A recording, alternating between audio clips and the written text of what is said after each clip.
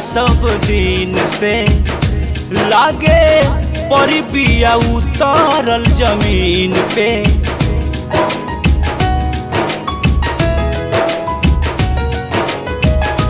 सुनर लगताड़ू आज सब दिन से लागे परी बिया उतरल जमीन पे।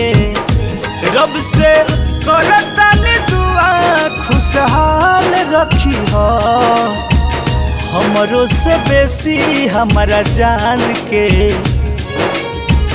हरदम ख्याल रखी हो। हमरो से बेसी हमरा जान के हरदम ख्याल रखी हो।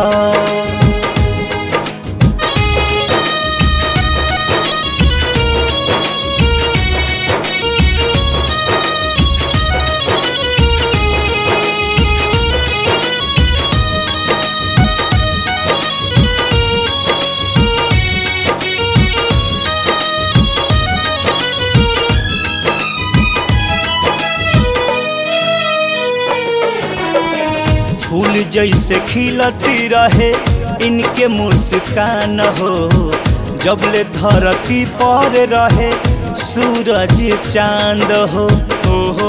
हो ला ला ला ला। फूल जैसे खिलती रहे इनके मुस्कान हो, जबले धरती पर रहे सूरज चांद हो।